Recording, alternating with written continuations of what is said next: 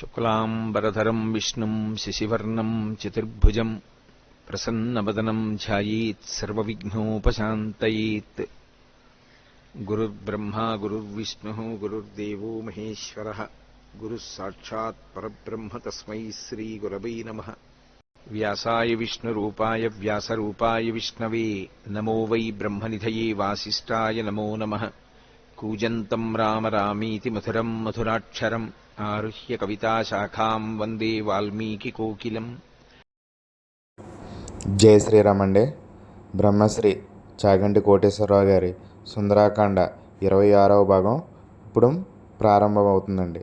జై శ్రీరామ్. పృథివిగా కాంచీపురంలో ఏకాంబరేశ్వరుడు. ఈ పృథివి అంతా లింగస్వరూపం. అందుకే కాంచీపురంలో పృథివీలింగం, జంబుకేశ్వరంలో జలలింగం, అరుణాచలంలో అగ్నిలింగం, శ్రీకాళహస్తిలో వాయులింగం.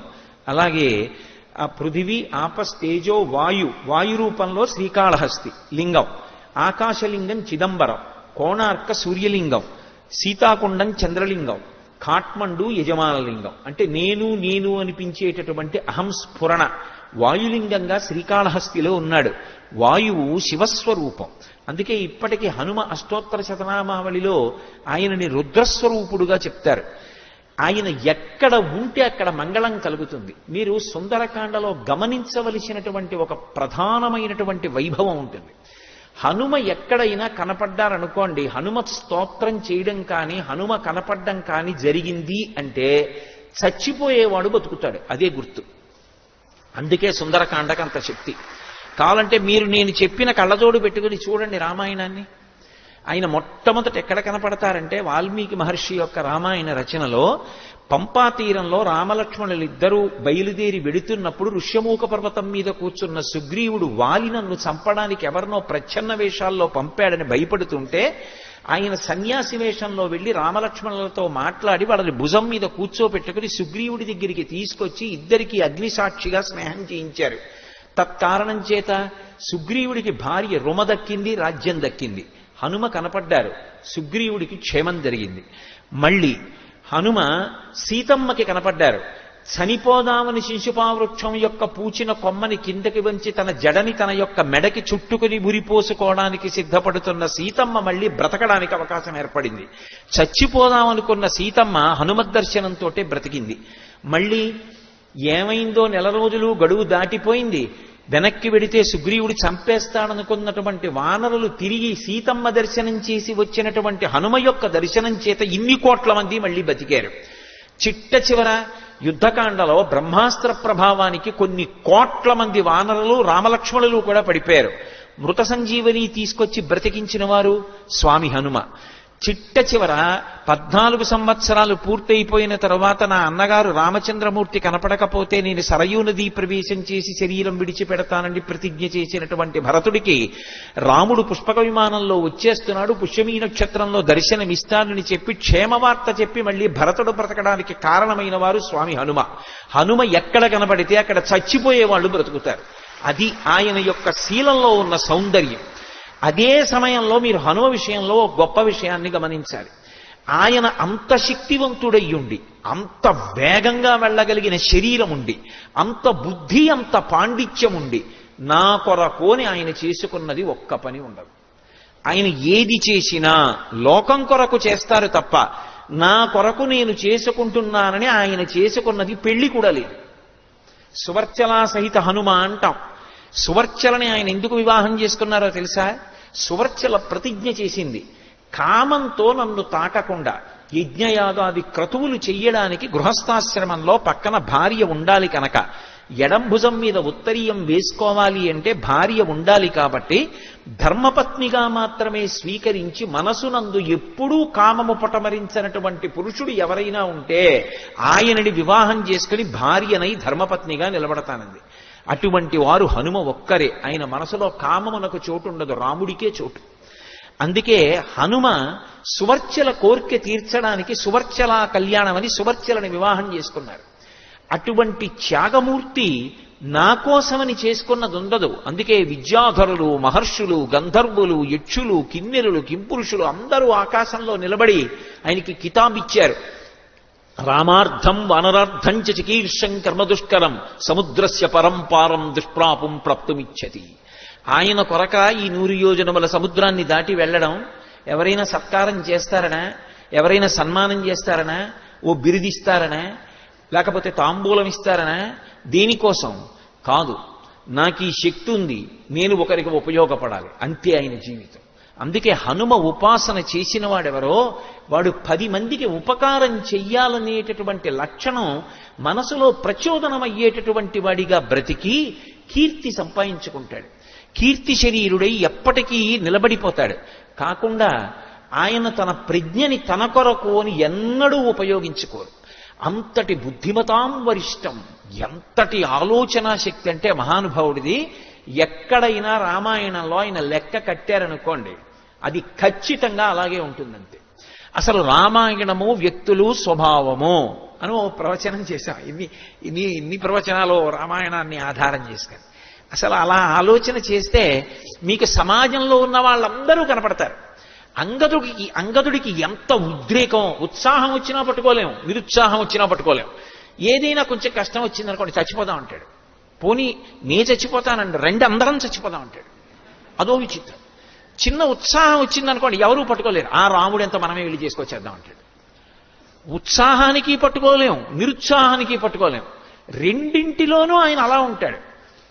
జాంబవంతుడు పరమ పెద్దరికం, ఎంత చక్కగా మాట్లాడతాడో, ఎంత తొందరపడేవాడిని విసుక్కోకుండా ఒక మాట మాట్లాడాడంటే వయసుకి తగ్గట్టుంటుంది, పరిణితికి తగ్గట్టుంటుంది, అనుభవానికి తగ్గట్టుంటుంది. ఎంత వివేచన చేసి కారణం చూపిస్తూ మాట్లాడతాడు. జాంబవంతుడు మాట్లాడితే ఒకలా ఉంటుంది, హనుమ మాట్లాడితే 2 రెళ్ళు 4 ఎంత ఖచ్చితమో హనుమ మాట్లాడితే అలా ఉంటుంది.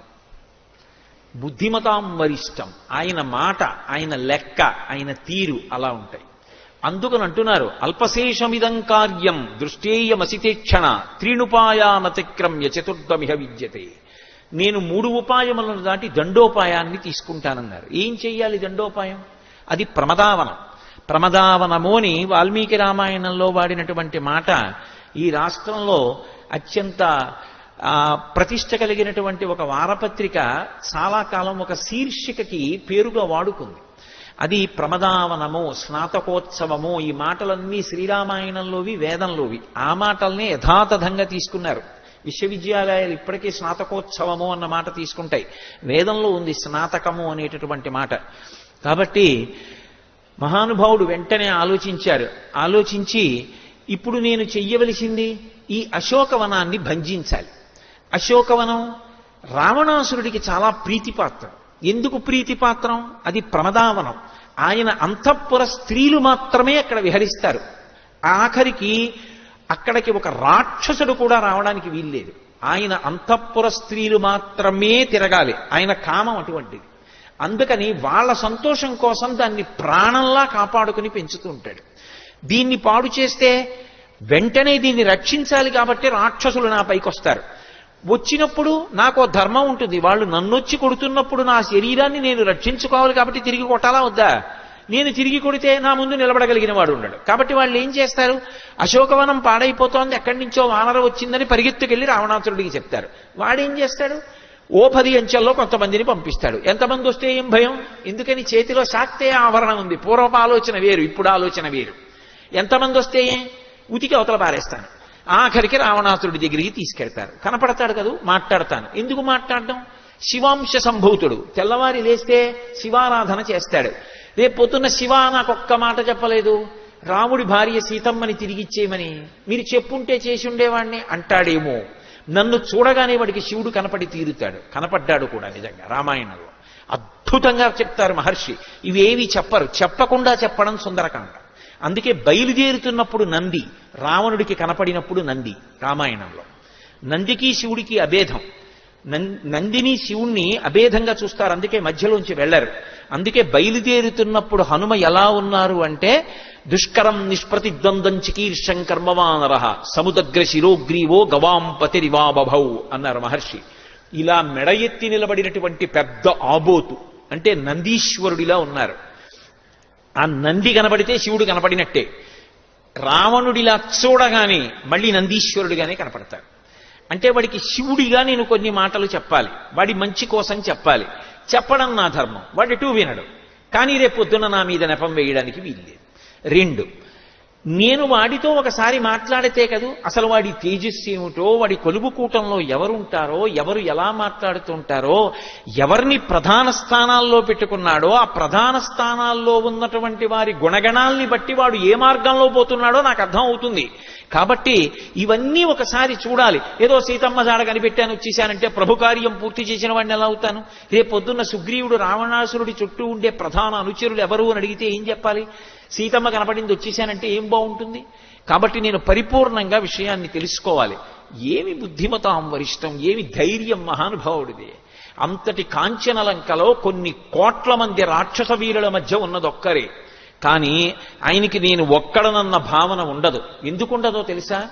దైవాన్ని నమ్ముకున్న వాడికి, ఈశ్వరోపాసన చేసిన వాడికి నేను కాదు, నాతో ఎప్పుడూ సర్వేశ్వరుడు ఉన్నాడు, నాతో ఎప్పుడూ భగవానుడు ఉంటాడు.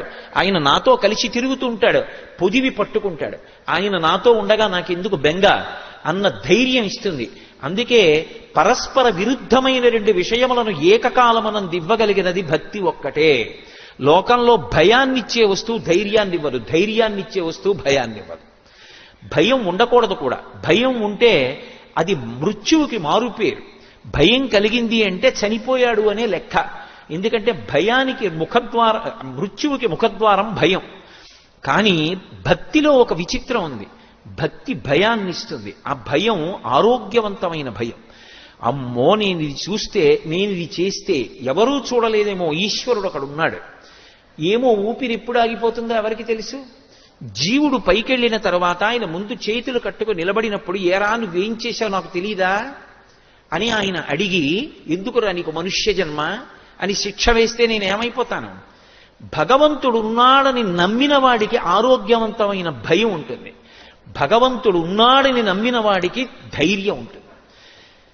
నేను ధార్మికంగా ఈ సంతకం పెడుతున్నాను, నేను చేసిన దాని వల్ల నాకు ఉపద్రవం రాదు, సర్వేశ్వరుడు ఉన్నాడు నన్ను కాపాడతాడు. నేను ఈ మాట చెప్తున్నప్పుడు నేను శాస్త్రాన్ని నమ్ముకుని చెప్తున్నాను. నన్ను ఎవడు ఏ విధంగా ఇబ్బంది పెడదామని చూసినా ఈశ్వరుడు ఉన్నాడు, ఆయన నన్ను కాపాడుకుంటాడు. ఈ ధైర్యం ఎక్కడిది అంటే భగవంతుడి వలన. ఆ ఆరోగ్యవంతమైన భయం ఎక్కడిది అంటే భగవంతుడి వలన. హనుమకి సుందరకాండలో ఇంతమంది రాక్షసుల మధ్యలో కాంచనలంకలో ఈ ధైర్యం ఎక్కడిది అంటే నాకు రాముడున్నాడన్న ధైర్యం. అందుకే బయలుదేరే ముందు చెప్పారు, యథారాఘవ నిర్ముక్త శరశ్వసన విక్రమ గచ్చేతత్వగమిష్యామి లంకాం రావణపాలితాం అని. నేను రామచంద్రమూర్తి యొక్క బంగారు కోదండము నుండి వినిర్ముక్తమైనటువంటి బాణము ఎలా వెడుతుందో అలా వెడుతున్నానన్నారు. బాణము తనంత తాను వెళ్ళదు. రామచంద్రమూర్తి బాణాన్ని పట్టుకుని వింటినారికి సంధించి ఆకర్ణాంతము లాగి విడిచిపెట్టినప్పుడు రాముడిలోని శక్తి బాణంలోకి వెళ్ళి బాణం వెడుతుంది తప్ప బాణానికి స్వతంత్రమైన శక్తి లేదు. నేను రాముడు విడిచిన బాణంలా వెడుతున్నాను అంటే రాముడి యొక్క శక్తి నాలో ఉంది. రాముడు నన్ను కాసుకుంటున్నాడు. రాముడు నన్ను కాసుకుని ఉండగా నన్ను చెనకగలిగిన వాళ్లే వీళ్ళందరూ. ఇది హనుమ యొక్క ధైర్యం. ఒక భక్తుడికి ఉండేటటువంటి ధైర్యానికి వెనక ఎవరుంటారు అన్నది తెలుస్తుంది. ఎవరి జోలికైనా వెళ్ళు, భక్తుడి జోలికి వెళ్ళకు. భగవంతుడి జోలికి వెడితే భగవంతుడికి చటుక్కున కోపం రాదు. పోన్లే తెలిసి తెలియని తనం అంటాడు. తనని నమ్ముకున్న వాడి జోలికి వెళ్ళాడనుకోండి విశేషమైనటువంటి ఆగ్రహాన్ని పొందుతాడు. ముందు చటుక్కున తొందరపడిపోయేవాడు ఎవరో తెలుసా? జాగ్రత్త పడిపోయేవాడు ఎవరో తెలుసా? భగవంతుడు జాగ్రత్త పడతాడు భక్తుడి జోలికెడితే. ప్రహ్లాదోపాఖ్యానం అంతా అదే భాగవతంలో. ఎక్కడున్నాడని అడిగాడు. వజ్జలు నేర్పని ఈ మది మజ్జాతుడవైన నీకు మరియవ్వరిచే నుజ్జానమయ్య బాలక తజ్జనులం పేరు కొనుము తగనామ్రోలం. నీకు వజ్జల ఉపాధ్యాయులు చెప్పలేదు, విష్ణు ఉన్నాడు అంటున్నావు, ఎక్కడున్నాడు రా? ఇందుగలడందులేడిని సందేహము వలదు చక్రి సర్వోపగతుండెందెందు వెదకి చూచిన అందందే కలడు దానవగ్రని వింటే. ఇక్కడ అక్కడ అంటావేమిటి నాన్న? ఇక్కడ అక్కడ అనకు, అంతటా ఉన్నాడన్నాడు. అంతటా ఉన్నాడని తన భక్తుడు అనగానే విష్ణువు ఉత్తర క్షణంలో అప్రమత్తుడయ్యాడు. ఎందుకని? అంతటా ఉన్నాడంటున్నావు కదా అని చూపుడు వేలు హిరణ్యకశిపుడిది ఇలా తిప్పి ఎక్కడ ఆగుతుందో తెలియదు. ఎక్కడాగితే అక్కడి నుంచి రావాలి. అలా రాకపోతే అంతటా ఉన్నాడన్న తన భక్తుని మాట వమ్మైపోయింది. భక్తుడి మాట నిలబెట్టాలి. ఇది ముందు భగవంతుడు తొందరపడిపోయి జాగ్రత్త పడిపోతాడు. అందుకే హరి సర్వాకృతులం కలండనుచు ప్రహ్లాదుండు భాషింప ఎందును లేడు లేడనుచు దైత్యుండు తర్జింప శ్రీనరసింహాకృతి దాల్చనచ్యుతుడు నానా జంగమస్థావరోత్కర గర్భంబుల అన్ని దేశములను దండ ప్రభావంబునన్ అంటారు పోతన గారు. అసలు ఈ బ్రహ్మాండములన్నీ కలిపి ఒక నరసింహం అయిపోయి.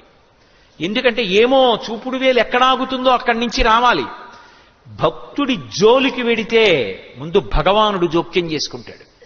అందుకే భగవంతుడి ఆగ్రహం పొందడానికి తేలిక మార్గం ఏమిటంటే భక్తుడి జోలికి వెళ్ళడమే. ఆయనే చెప్పాడు, శుద్ధ సాధులందు సురలందు శృతులందు గోవులందు విప్ర కోటియందు ధర్మ పదవియందు తవిలి నాయందు వాడెన్నడలుగు నాడు హింసనొందు అన్నాడు. భక్తుల జోలికి వెడితే చంపేస్తాను, అప్పుడు మాత్రం వదిలిపెట్టనని చెప్పాడు. కాబట్టి భగవంతుణ్ణి నమ్ముకున్న వాడికి భయం ఏమిటి? సావిహ్వల శోకలతా ప్రతాన వనస్థలీ శోకలతా ప్రతాన జాతాదశ్చ ప్రమదావనశ్చ కపీబలాబ్ధి ప్రమదావనశ్చ. శ్లోకం హేళగా ఉంటుంది. జై శ్రీరామ్ అండి. బ్రహ్మశ్రీ చాగంటి కోటేశ్వరరావు గారి సుందరాకాండ 26వ భాగం పూర్తయిందండి. మరలా 27వ భాగంలో కలుసుకుందామండి. జై శ్రీరామ్. ముందు భాగాలు కనుక మీరు చూడనట్లయితే కింద డిస్క్రిప్షన్లో లింకులు ఉన్నాయి, పూర్తిగా చూడండి. జై శ్రీరామ్.